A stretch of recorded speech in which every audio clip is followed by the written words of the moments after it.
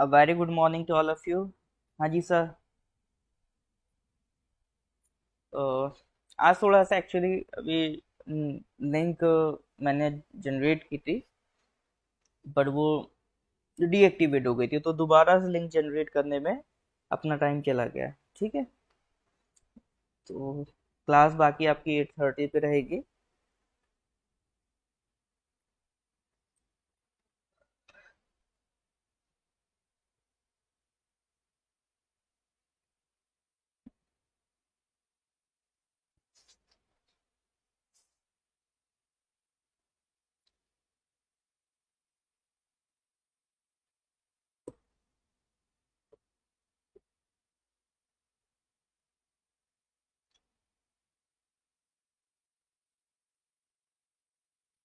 Okay sir, तो start करते हैं।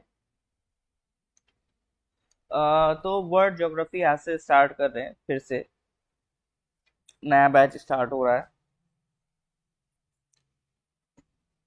तो इसमें जो टॉपिक हम डिस्कस कर रहे हैं that is your universe. Universe, solar system, इसमें से अगर आप क्वेश्चन देखेंगे तो आपका पीसीएस का प्रीलिम्स हो, या फिर आपका जैसे अभी हाल फिलहाल में यूडीसी जैसे एग्जाम हो, ठीक है। तो इन सारे एग्जाम्स में ये क्वेश्चन पूछे जाते हैं। अभी आप यूडीसी वाला एग्जाम ले लो तो करीब 4 क्वेश्चन थे, 3 से 4 क्वेश्चन थे, तो डायरेक्ट डायरेक्ट ये इसी पोर्शन से आए थे।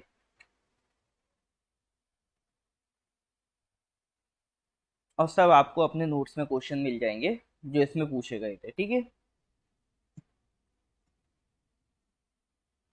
तो सर सबसे पहला सवाल आता है कि यूनिवर्स है क्या। आप अपने सराउंडिंग जो भी देखो, जैसे मान लो आपका ये कमरा है, आप यहाँ पर बैठे हो, तो आपकी सराउंडिंग जो भी हो, ये सब किस में आता है? आपके प्लेनेट अर्थ में आता है, ठीक है। आपके प्लेनेट अर्थ में आता है। जोसेफ जी थोड़ा सा फिर से मैं कहूँगा, अगर अभी क्लास चली है तो क्लास से रिलेटेड सवाल पूछ लीजिए। कितने क्या एनरोल हो गए उससे आपको भी मतलब नहीं रखना चाहिए, या आप वो अलग से पूछ लो, ये सब बातें अभी क्लास पे फोकस करिए, ठीक है। तो अगर मैं आपसे कहूँ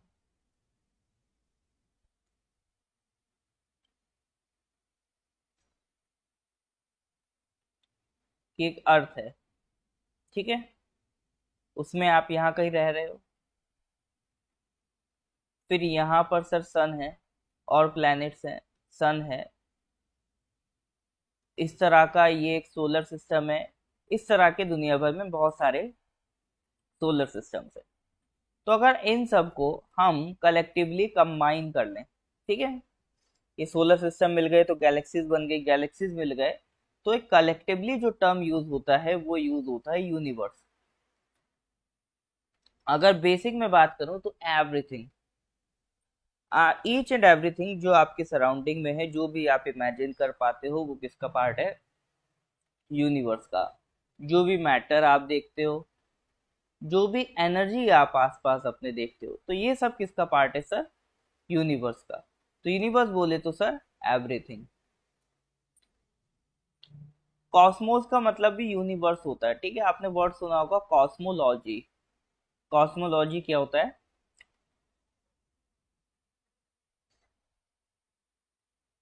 स्टडी ऑफ यूनिवर्स, ठीक है। तो जो सब्जेक्ट यूनिवर्स की स्टडी से डील करता है वो उसको कहते हैं कॉस्मोलॉजी। कॉस्मो हो गया यूनिवर्स। कॉस्मिक का मतलब होता है एक यूनिवर्स से रिलेटेड जो वर्ड हो, ठीक है। तो कॉस्मिक रेज मतलब जो आपकी यूनिवर्स में रेज पाई जाती हैं उनको कहते हैं कॉस्मिक रेज, ठीक है। ये highly energetic atomic nucleus rays होती हैं जो स्पेस में ट्रैवल करती हैं। कॉस्मोलॉजी मैंने बता दिया, scientific study of universe. Cosmological, जो यूनिवर्स से रिलेटेड हो, यानी जहां भी कॉस्मो वर्ड दिखे तो वहां पर किसकी बात हो रही है सर? यूनिवर्स की बात हो रही है, क्योंकि कॉस्मो का मतलब ही क्या है? कॉस्मो का मतलब ही है यूनिवर्स। तो कॉस्मो मीन्स यूनिवर्स, ठीक है जी। इसी तरह से एक वर्ड होता है एस्ट्रोनॉमी। एस्ट्रोनॉमी क्या होता है, जो आप स्टार्स, प्लैनेट्स, कॉमेट्स, जो ऑब्जेक्ट्स हैं यूनिवर्स के, जो ऑब्जेक्ट्स हैं उनकी अगर आप स्टडी करो तो वो एस्ट्रोनॉमी होता है। एज ए होल यूनिवर्स की स्टडी करो वो कॉस्मोलॉजी होता है। तो इस तरह के क्वेश्चन बनते रहते हैं। जैसे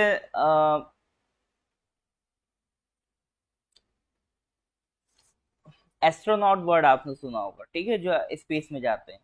और एक वर्ड कॉस्मोस भी होता है जो रशिया में यूज होता है। कॉस्मो वर्ड देखिएगा रशिया में यूज होता है, ठीक है।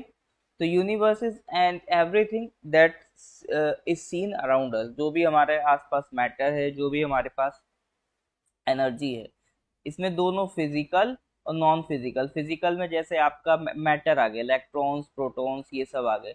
और नॉन फिजिकल जैसे कि लाइट है, ग्रेविटेशन है, स्पेस है, ये सारे कंपोनेंट्स मिला दो तो मिलके क्या बनता है sir, universe. Is that clear or not? हाँ जी, यहाँ तक कोई दिक्कत है? ये बात क्लियर है यूनिवर्स का मतलब? अभी थोड़ा सा स्लो चलेंगे, फिर धीरे धीरे धीरे धीरे अपन गियर अप करेंगे, ठीक है।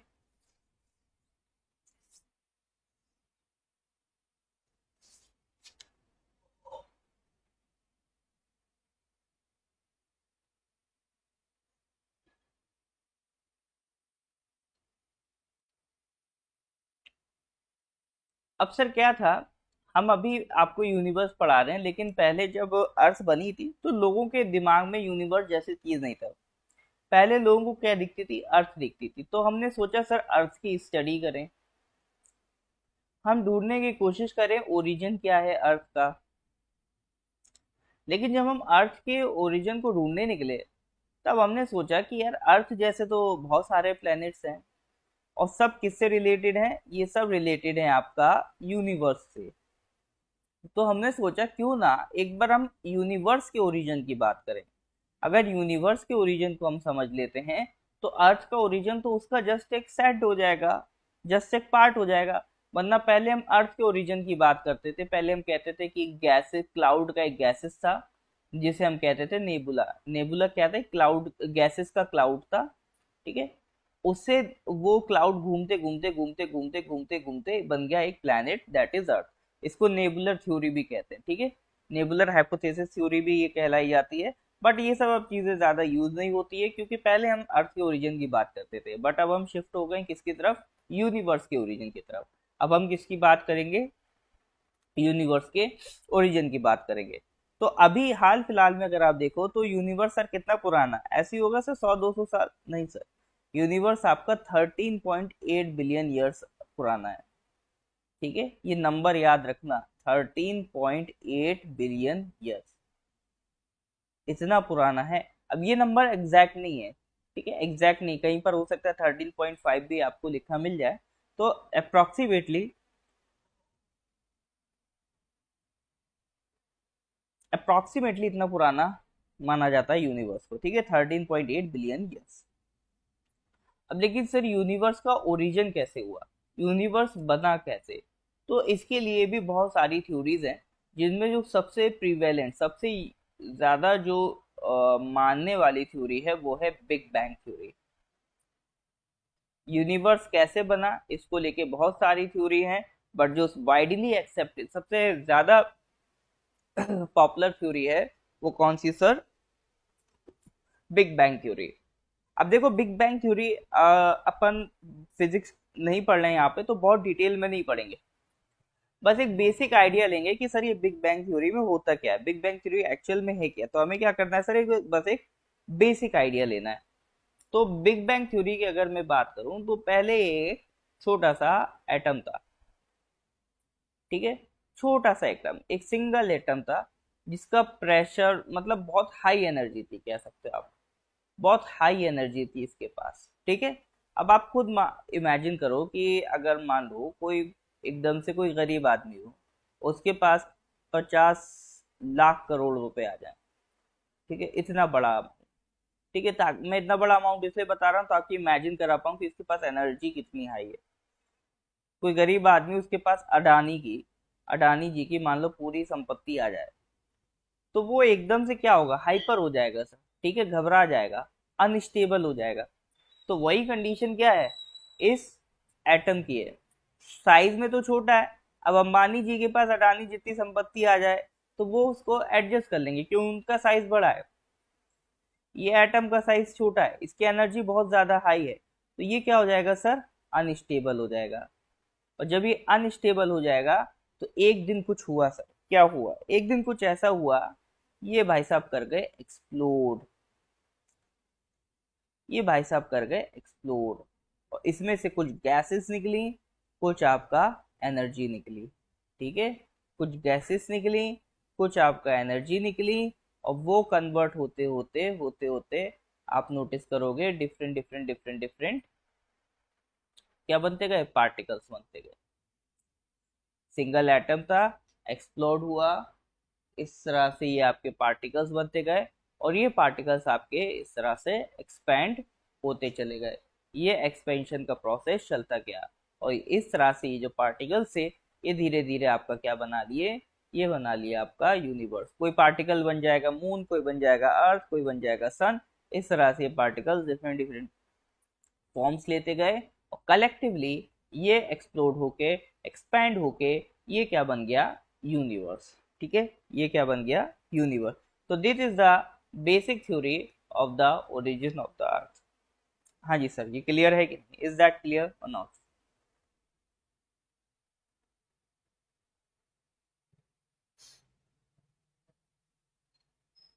बहुत डिटेलिंग फिजिक्स नहीं करनी है, but we just have to basically learn कि बिग बैंग थ्योरी एक्चुअल में है क्या। आपका सिंपली एक सिंगल एटम था, वो एक्सप्लोड करा, एक्सप्लोड, जस्ट एक्सप्लोड करने के बाद वो क्या बन गया, यूनिवर्स बन गया। ये बिग बैंग थ्योरी ऐसा कहती है, ठीक है। ऐसा नहीं था कि मैं टाइम मशीन लेके पीछे गया फिर मैंने वहां चेक करा क्या हो रहा है, ठीक है। तो जो आपका थ्योरी ने बताया वो मैंने आपको बताया।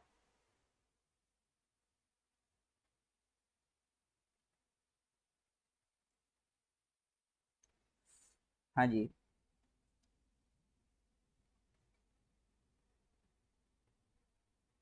ठीक है। तो ये बेसिक मतलब क्लियर रखना है बिग बैंग थ्योरी का। तो अगली बार कोई पूछे कि sir big big bang theory क्या है, तो ये नहीं, तो ये तो नहीं बताओगे कि नेटफ्लिक्स का एक शो है बिग बैंग थ्योरी, ठीक है। तो बिग बैंग थ्योरी किससे डील करता है, ओरिजिन ऑफ यूनिवर्स से। अब देखो आपके में जो सवाल आएगा वो इस तरह से पूछ लेगा कि big bang theory is related to what, है ना, रिलेटेड टू व्हाट। तो पता न होना चाहिए ओरिजिन ऑफ यूनिवर्स। ये ऐसे आ जाएगा, ओरिजिन ऑफ यूनिवर्स से रिलेटेड कौन सी थ्योरी है, तो चार पांच थ्योरी लिखी होंगी, उसमें से एक बिग बैंग थ्योरी भी होगी। तो वहां पर आपको बिग बैंग थ्योरी टिक कर देना है कि सर हाँ, big bang theory is related to origin of universe. अच्छा, एक सवाल का जवाब दो, ये जो एक्सपेंशन हुआ था, ये मैंने तो बता दिया हो गया था, ये हो गया, ये होता जा रहा है, क्या ये कभी रुका है, क्या ये एक्सपेंशन कभी रुका है, यस और नो? इसका आंसर दीजिए। ये जो एक्सपेंशन हुआ था ओरिजिन ऑफ यूनिवर्स में, तो ऐसा कभी हुआ क्या, क्या जो एक्सपेंशन है रुक रुक गया हो? बिल्कुल, ये कभी नहीं रुका, ये आज भी एक्सपेंड हो रहा है। और यही इसकी बहुत खास बात है इस थ्योरी की, कि ये मानता है कि जो यूनिवर्स का एक्सपेंशन ये हुआ था, ये अभी भी होता जा रहा है, ये अभी भी नहीं रुका है। तो कहीं अगर आपसे स्टेटमेंट लिखा मिल जाए, according to the big bang theory universe is still expanding, तो आप क्या कहोगे, इट इज ट्रू, ठीक है, universe is still expanding, this statement is true. तो ये था आपका बिग बैंग थ्योरी। तो बर्थ ऑफ यूनिवर्स से डील करता है, एक सिंगल पॉइंट था, सिंगल एटम था, बहुत हाई डेंसिटी, हाई टेम्परेचर था, बहुत हाई एनर्जी थी, अनस्टेबल था, फिर एक्सपेंड होने लगा ऑल डायरेक्शंस में। ये सारी कहानी 13.8 बिलियन ईयर्स अगो है। शुरुआत में जब ये एक्सपेंड हुआ, एक्सपेंड को कहते हैं इन्फ्लेट करना, ठीक है। तो यूनिवर्स जो था धीरे ये काफी हद तक ठंडा हो गया, क्योंकि जैसे इसमें बहुत ज्यादा हाई टेम्परेचर था ना, तो यूनिवर्स काफी ठंडा हो गया, जिसकी वजह से एटम्स आपके फॉर्म हो गए, ठीक है। अच्छा, एक सवाल जो अगर उस डिटेल में पूछना चाहेगा तो पूछ लेगा, इस पे ज्यादा ध्यान देना। कि बिग बैंग थ्योरी में जो एटम्स मेजॉरिटी में प्रोड्यूस हुए थे वो किसके थे? Hydrogen and helium. ठीक है, हाइड्रोजन और हीलियम के एटम्स से जो आपका मेजॉरिटी में प्रोड्यूस हुए थे जब आपका वो एक्सपेंशन हुआ था। ठीक है, और कुछ अमाउंट लिथियम बेरिलियम का था। तो हाइड्रोजन हीलियम याद रखना, ये हो सकता है अगर वो डिटेल में गया तो ये सवाल पूछेगा। ठीक है, चांसेस कम है बट फिर भी अगर डिटेल मांगी ना तो ये आधी जनता यहाँ पे साफ, आधी से ज्यादा साफ हो जाएगी। बट आप ध्यान रखना कि जो एटम्स प्रोड्यूस हुए थे बिग बैंग थ्योरी में एक्सपेंशन के बाद according to big bang theory, तो वो कौन से थे? Hydrogen and helium. और universe since its birth is expanding in all direction. ठीक है, फिर यही जो आपके सोचो हाइड्रोजन हीलियम छोटे छोटे थे, ये कोएलेस मतलब मिलते गए जुड़ते गए ग्रेविटी के जरिए, और इन्होंने ही क्या बनाया? आपके स्टार्स बनाए, इन्होंने ही आपका क्या बनाया सर? गैलेक्सी बनाया। तो that was all about the universe, sorry big bang theory. अब इसके बाद हमें क्या करना है? बिग बैंग थ्योरी के जो ऑब्जेक्ट्स हैं, लाइक आपका जैसे स्टार है, प्लैनेट्स है, तो उनकी फॉर्मेशन की बात करेंगे। तो पहले तो मेरे को यहाँ पर थम्स अप दे के बताओ कि यहाँ तक क्लियर है कि नहीं है। बिग बैंग थ्योरी में कोई डाउट है तो बताओ, फिर हम आगे बढ़ें। हाँ जी, देखो जो भी क्वेश्चन हो मतलब टॉपिक से रिलेटेड वो यहीं पूछ लो, और जब क्लास चले तो एक्स्ट्रा बातें ग्रुप के लिए छोड़ दो।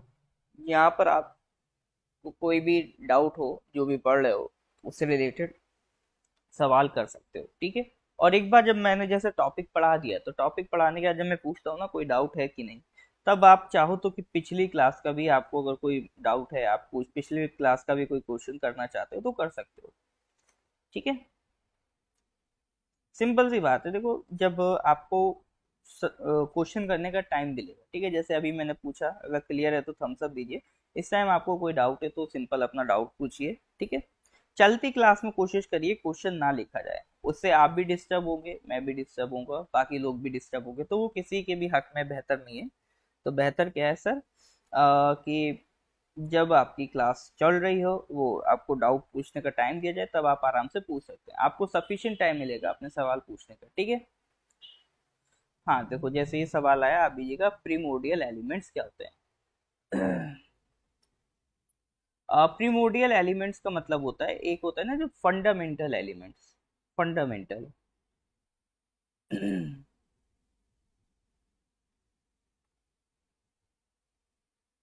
फंडामेंटल एलिमेंट्स, या फिर ऐसे कह दो जो अर्थ के फॉर्म होने से पहले बने हुए एलिमेंट्स है। ठीक है, जो अर्थ के बनने से पहले के एलिमेंट्स हैं वो प्रीमोर्डियल कहलाते हैं। इसके अलावा और भी कई ऐसे एलिमेंट्स हैं जो अर्थ के बनने से पहले हुआ करते थे, तो उनको हम प्रीमोर्डियल कहते हैं। ठीक है अभी जी।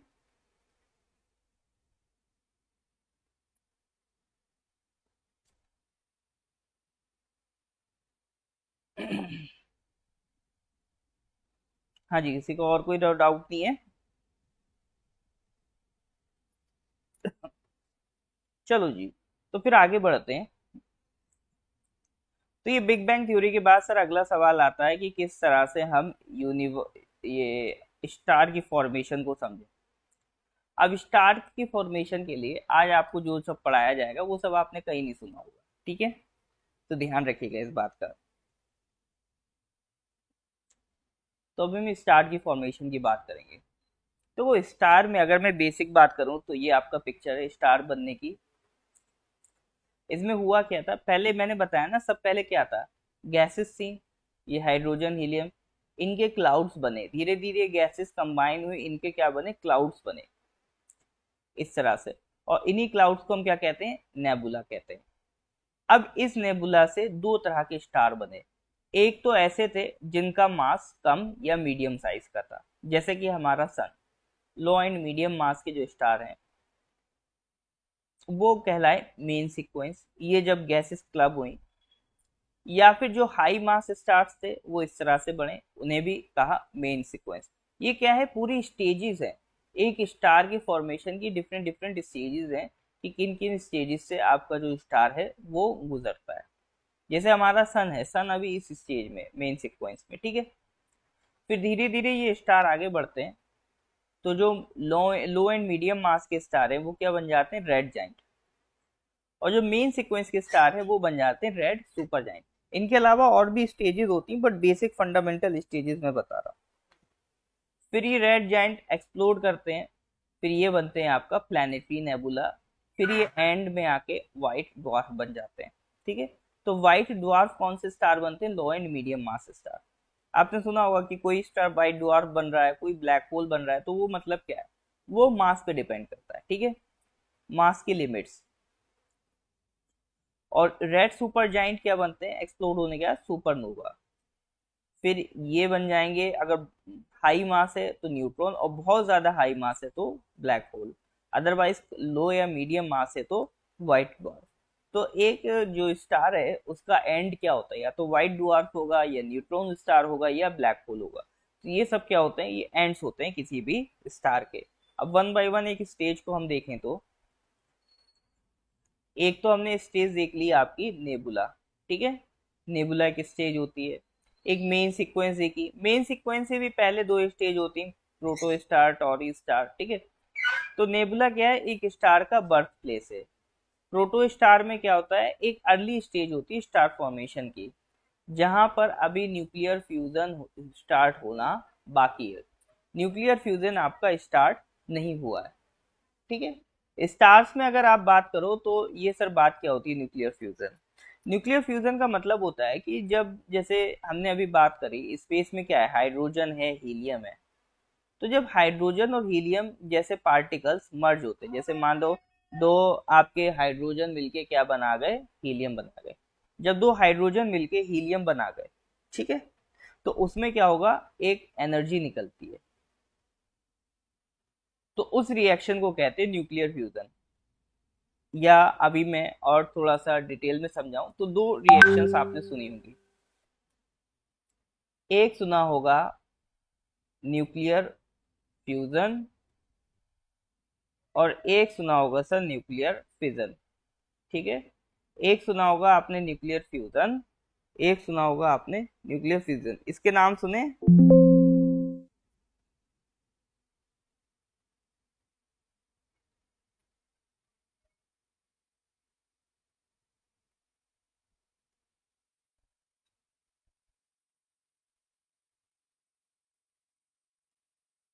हाँ जी सर, इनके नाम सुने, न्यूक्लियर फ्यूजन और न्यूक्लियर फिजन।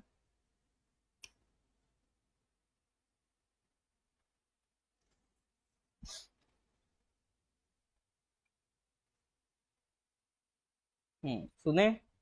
हाँ, तो आज इनका मतलब समझ लो। देखो, फ्यूज का मतलब होता है मर्ज करना, फ्यूज का मतलब होता है जहां पर कुछ मिल रहा हो। और फिजन, फिजन का मतलब होता है, फिजन का मतलब होता है कुछ ब्रेक होना, कुछ ब्रेक होना, ठीक है। देखो लाइफ में क्या होता है,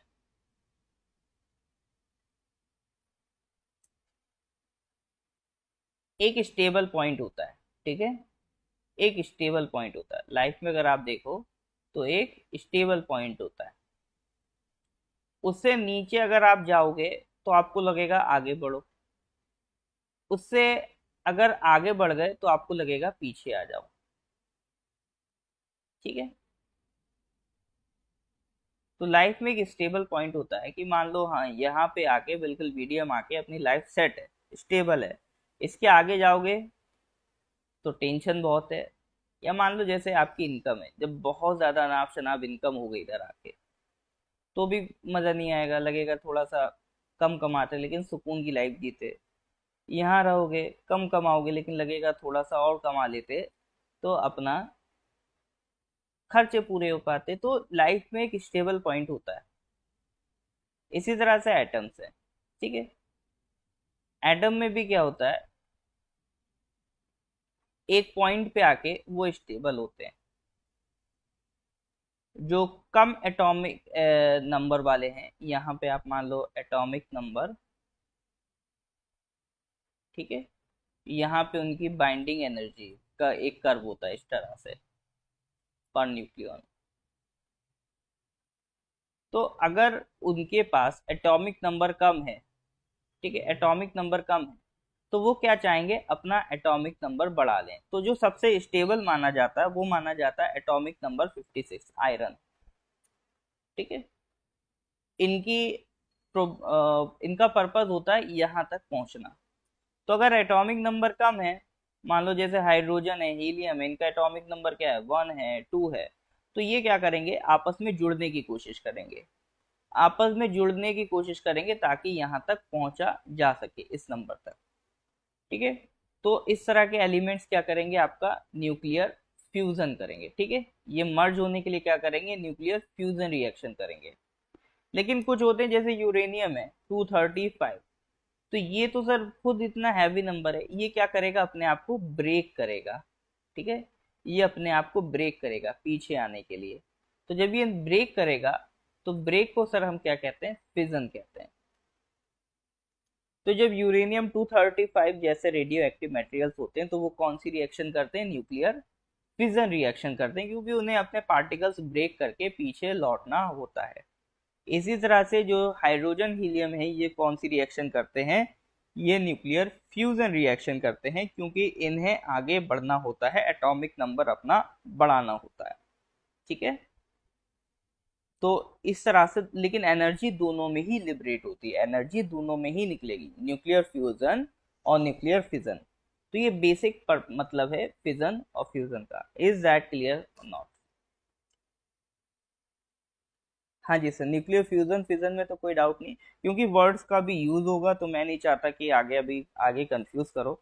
तो वर्ड्स का मीनिंग सर क्लियर है कि नहीं है, फिजन और फ्यूजन?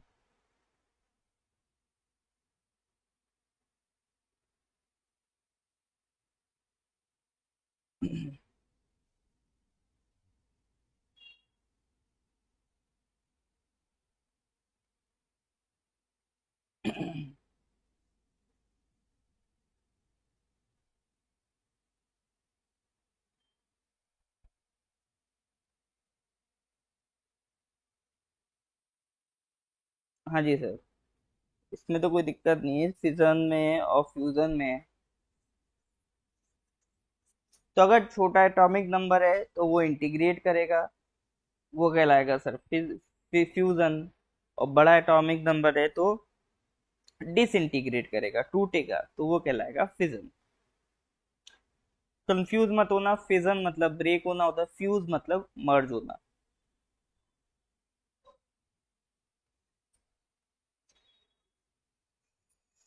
ठीक है जी, ऑल राइट।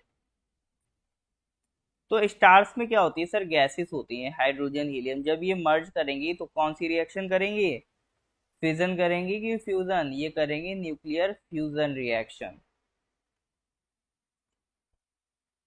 तो अभी प्रोटो स्टार वो स्टेज है कि आपका फ्यूजन रिएक्शन स्टार्ट नहीं हुआ, फिर प्रोटो स्टार के बाद टॉरी स्टार आता है, उसमें फ्यूजन स्टार्ट हो जाता है।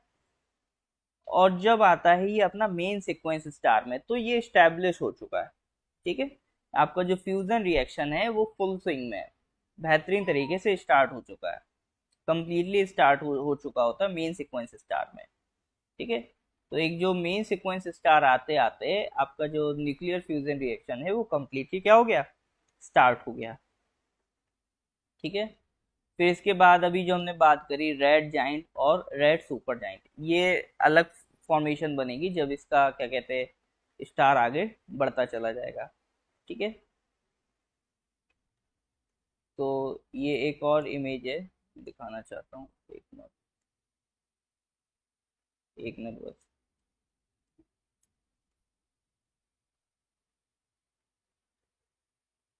एक मिनट रुकिएगा बस, इमेज पता नहीं क्यों नहीं आ रही है।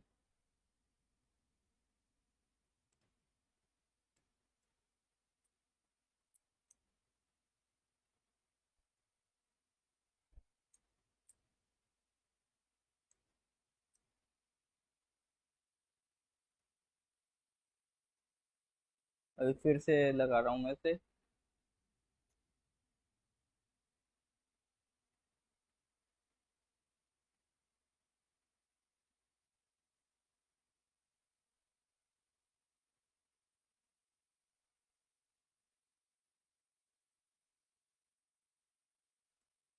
ये देखो, ये इमेज क्लियर है। तो पहले क्या था सर, नेबुला था, ठीक है। फिर ये क्या बना, प्रोटो स्टार। प्रोटो स्टार कुछ इस तरह से है, ठीक है। ये पहले गैसेस का क्लाउड था, क्लाउड घूमते घूमते क्या बन गया, प्रोटो स्टार। अब लेकिन प्रोटो स्टार अभी इतना हॉट नहीं हुआ है कि वहां पर न्यूक्लियर फ्यूजन रिएक्शन क्या हो, स्टार्ट हो जाए, ठीक है। और स्टार्ट कहाँ तक पहुंचते पहुंचते होगी, आपका मेन सीक्वेंस स्टार में। मैं बता दिया सन कौन सी स्टेज में है, मेन सीक्वेंस स्टार वाली स्टेज में सन जो है आपका, ठीक है। तो यहाँ से प्रोटो स्टार से आप पहुंच गए मेन सीक्वेंस, ये जो देख रहे हो ये मेन सीक्वेंस है। अब लेकिन सर एक ना एक दिन तो ऐसा होगा ना कि सर जो हाइड्रोजन हीलियम जिसके दम पे ये फ्यूज कर रहा है, वो कभी ना कभी तो सर खत्म होगी ना। तो वही स्टेज कहलाती है आपका red giant. Red giant is found when a star runs out of hydrogen at its core and start fusing hydrogen into helium just outside the core। मतलब पहले अंदर क्या था, हाइड्रोजन हाइड्रोजन मर्ज हो रहे थे, लेकिन हाइड्रोजन हाइड्रोजन मर्ज होते होते एक टाइम सर ऐसा आ गया कि हाइड्रोजन हाइड्रोजन मर्ज होके क्या बना रहे थे, हीलियम बना रहे थे। लेकिन एक टाइम ऐसा हुआ कि आसपास की सारी हाइड्रोजन हो गई खत्म। अब जब सारी हाइड्रोजन खत्म हो गई तो इसके बाहर क्या है, हीलियम है हाइड्रोजन के बाहर। तो ये क्या करेगा, हीलियम को मर्ज करने लगेगा, ठीक है। हीलियम को मर्ज करने लगेगा, पहले हाइड्रोजन हाइड्रोजन मर्ज हो रहे थे, अब उनके साथ हीलियम मर्ज होने लगेगा, ठीक है। तो जब हीलियम मर्ज होने लगेगा तब ये क्या हो जाएगा, आपका साइज इसका बढ़ जाएगा और ज्यादा, ये बन जाएगा रेड जाइंट। अगर मीडियम स्टार है या लो मास स्टार है तो बनेगा रेड जाइंट, और हाई मास स्टार है तो वो बन जाएगा सर आपका रेड सुपर जाइंट, ठीक है सर। तो ये दो कंडीशंस हो गई आपकी रेड जाइंट की और रेड सुपर जाइंट की।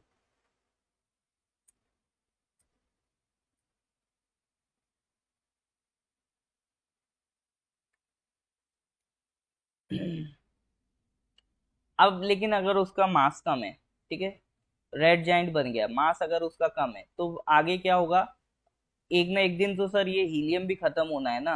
ये हीलियम जो बाहर से उठा उठा के ला रहा है इसके आउटसाइड में, ये भी एक दिन खत्म होगा। तो जब ये completely fuel out of fuel हो गया तो स्टार क्या होगा, कोलैप्स करेगा, ठीक है।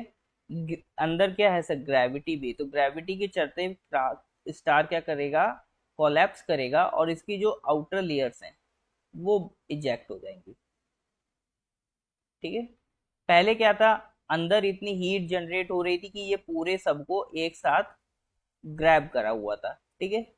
सबको एक साथ ग्रैब करा हुआ था तो आपको इस तरह से दिख रहा था। लेकिन जैसे ही अंदर का फ्यूल खत्म हुआ, कोर में जो रिएक्शन चल रही वो खत्म हुई, तो जो बाहर की लेयर्स हैं वो क्या हो जाएंगी सर, इससे इजेक्ट हो जाएंगी। ये बाहर की लेयर्स यहाँ से इजेक्ट हो गई, बस एक अंदर कुछ कोर हिस्सा बचेगा, और यही हिस्सा क्या बन जाएगा आपका, ड्वार्फ बन जाएगा, ठीक है। ये क्या बन जाएगा आपका, वाइट ड्वार्फ बन जाएगा।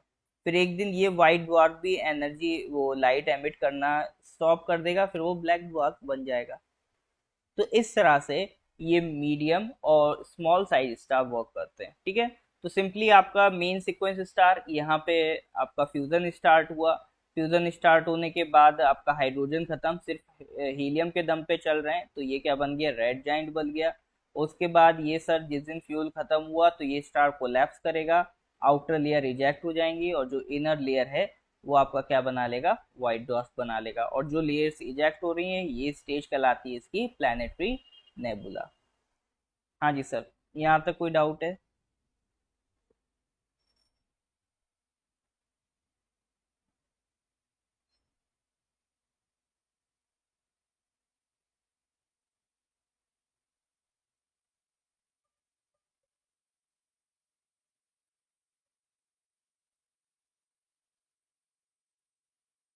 तो कभी भी ये वर्ड सुनो, प्लैनेटरी नेबुला, सुपरनोवा, तो उसमें डरने वाली बात नहीं है, ठीक है।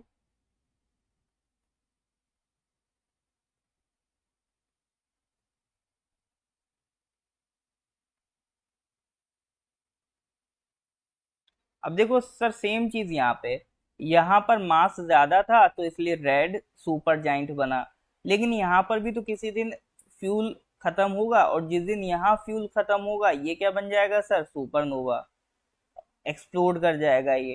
तो यहाँ पर क्या हो रहा है sir, explosive death of a star. तो यहाँ पर मास ज्यादा है आपका, और जब यहाँ से सुपरनोवा खत्म होगा, एक्सप्लोड कर जाएगा, फिर ये बन जाएगा फाइनली न्यूट्रॉन स्टार। अगर मास ज्यादा है और बहुत ज्यादा मास है तो वो बन जाएगा ब्लैक होल। ठीक है, वो बन जाएगा आपका ब्लैक होल। हाँ देखो गामी जी, ये सवाल आप अभी अवॉइड कर सकते थे क्योंकि हम प्लैनेट्स पे नहीं पहुंचे हैं। प्लैनेट्स पे आप पहुंचोगे, मैं खुद पढ़ाऊंगा, और आपको तो वर्ल्ड ज्योग्राफी में पढ़ाया है। ड्वार्फ प्लैनेट है प्लूटो। देखो अगर एक्स्ट्रा सवाल पूछोगे जो टॉपिक से रिलेटेड नहीं, तो उससे आप ही कंसंट्रेशन लूज करोगे, अपना नुकसान करोगे। ठीक है, टॉपिक से रिलेटेड क्वेश्चन करिए।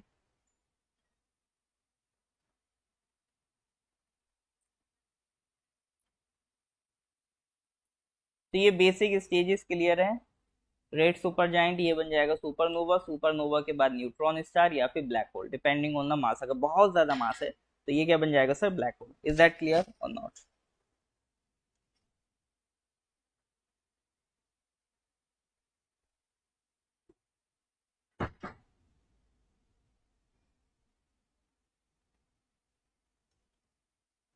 तो that is all about the formation of the star.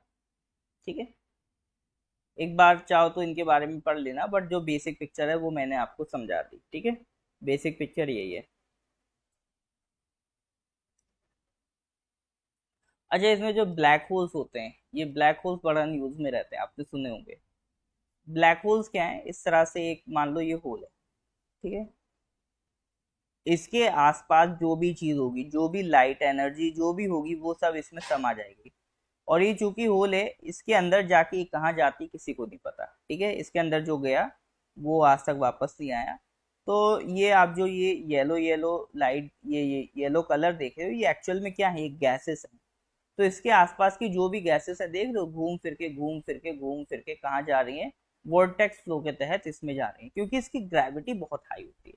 इतनी हाई होती है कि लाइट भी अगर इसमें गई, तो ऐसा नहीं है कि इस पॉइंट के बाद आपको बाहर से निकलती दिखेगी।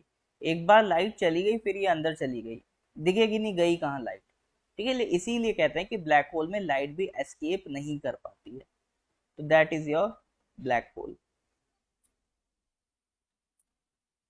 और ये कब बनता है, एक हाई मास स्टार की डेथ पे बनता है।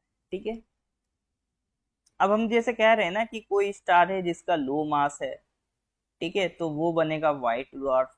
किसी का हाई मास है तो वो बनेगा न्यूट्रॉन स्टार एंड में।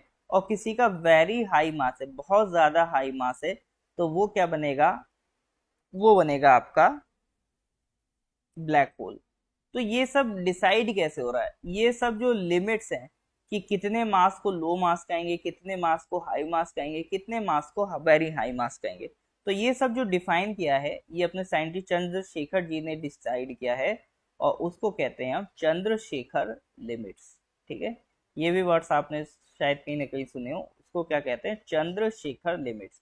तो चंद्रशेखर लिमिट्स ही डिफाइन करती हैं कि किस स्टार का मास हाई है, किस स्टार का मास लो है। ठीक है, तो ये एक बेसिक स्टेज हमने पढ़ ली कि बिल्कुल बिगिनिंग में ये क्या है, प्रोटो स्टार है।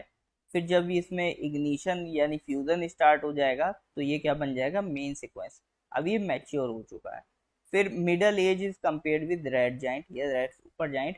और फिर बुढ़ापा या डेथ को हम कहते हैं white dwarf, black hole, neutron star. ठीक है, तो जिस तरह से एक इंसान का इवोल्यूशन होता है, इसी तरह से स्टार का इवोल्यूशन होता है। ठीक है, तो that was the complete picture about your star. तो यहाँ तक कोई डाउट हो तो बताइए।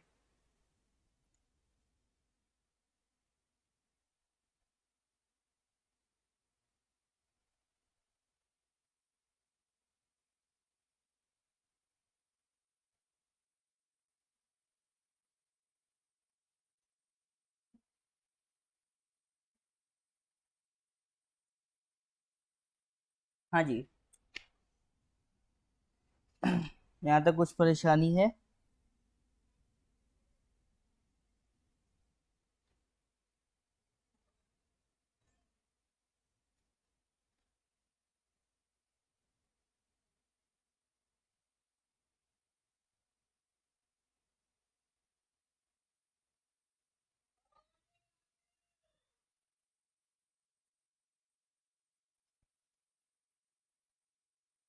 ओके।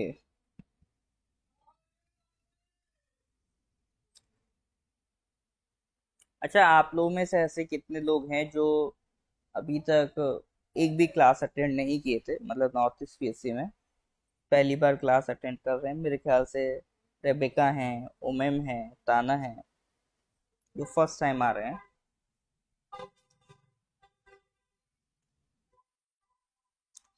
देखो, इसमें आपको पीडीएफ नोट्स प्रोवाइड कर दिए जाएंगे। मैं व्हाट्सएप में भी आपको भेज दूंगा नोट्स। जो भी क्लास में पढ़ो, जो भी क्लास में समझो, उसके शॉर्ट नोट्स बनाते चलो। उसमें ऐसा नहीं करो आपकी, मतलब आपको जो पीडीएफ नोट्स दिए जा रहे हो उन्हीं को कॉपी पेस्ट कर रहे हो कॉपी में। ठीक है, उसका कोई मतलब नहीं है। क्लास में जो आप बनाओ, शॉर्ट नोट्स बनाओ। बाकी प्रॉपर तो आपको नोट्स दिए ही जा रहे हैं।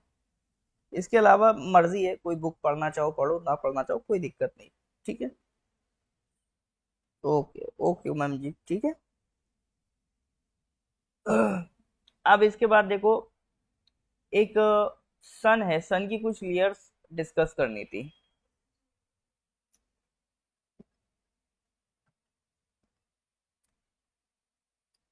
सन की लेयर्स की अगर मैं बात करूं, तो एक तो हम लोग बार बार देखो एक वर्ड डिस्कस कर रहे हैं, कोर। तो कोर सर बेसिकली है क्या? ये वाला हिस्सा, यहाँ पर जहां पर आपका फ्यूजन होता है। तो जैसे अभी अपना सन है, सन मेन सीक्वेंस स्टार स्टेज में है, और यहाँ पे उसकी कोर होगी। ये कोर है। इस कोर में आपका क्या चल रहा है सर? कौन सी रिएक्शन चल रही है? फ्यूजन रिएक्शन चल रही है। ठीक है सर, यहाँ पे कौन सी रिएक्शन चल रही है? Fusion reaction. अब इसके आगे निकलोगे तो आपको अलग अलग लेयर्स मिलेंगी। रेडिएटिव जोन है, कन्वेक्शन जोन है आपका, फिर क्रोमोस्फेयर है, फोटोस्फेयर है।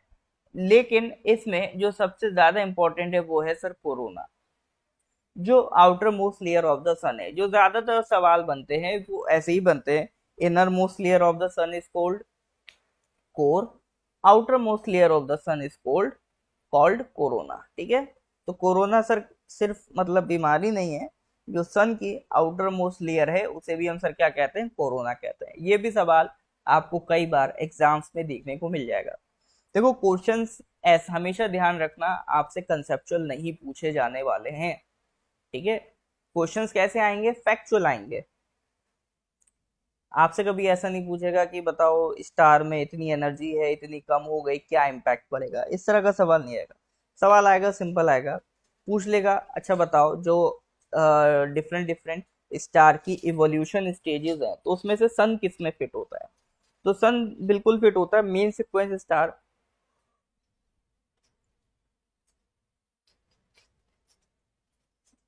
इसी तरह से आउटर मोस्ट लेयर पूछ लेगा, तो outermost layer of the sun क्या बताओगे सर आप?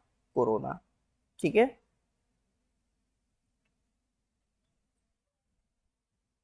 तो that was the basic about your star formation, galaxy formation. ठीक है। तो यहाँ तक सब फंडा क्लियर है सर कि नहीं है? अच्छा, आने वाले दिनों में नेक्स्ट वीक से आप मान के चलो 2-2 घंटे की क्लास होगी। ठीक है, अभी तो क्लास कम ही रहेगी, 1 घंटे के करीब की। बट नेक्स्ट वीक में अगर आप देखोगे तो क्लास कितनी मिलेगी? 2-2 घंटे की, ताकि सिलेबस हम लोग टाइम पे पूरा कर पाए। फिर अभी नेक्स्ट वीक में 2 आवर्स की क्लास रखेंगे। उसके नेक्स्ट वीक में आपके 2 जीके के सब्जेक्ट स्टार्ट हो जाएंगे, 2-2 घंटे के। हाँ जी, अब यहाँ तक किसी का कोई डाउट हो तो बताइए। फिर आज हम यहीं तक रखते हैं। ठीक है। इसके आगे फिर लंबा टॉपिक है, उसमें ज़्यादा टाइम चला जाएगा। फिर हमें गैलेक्सीज वगैरह ये सब पढ़नी है इन द नेक्स्ट क्लास। ठीक है। कल की क्लास मॉर्निंग में नहीं हो पाएगी, कल देखो कल की क्लास में इवनिंग में शिफ्ट कर दूंगा, ठीक है। कल अपन इवनिंग में क्लास करेंगे।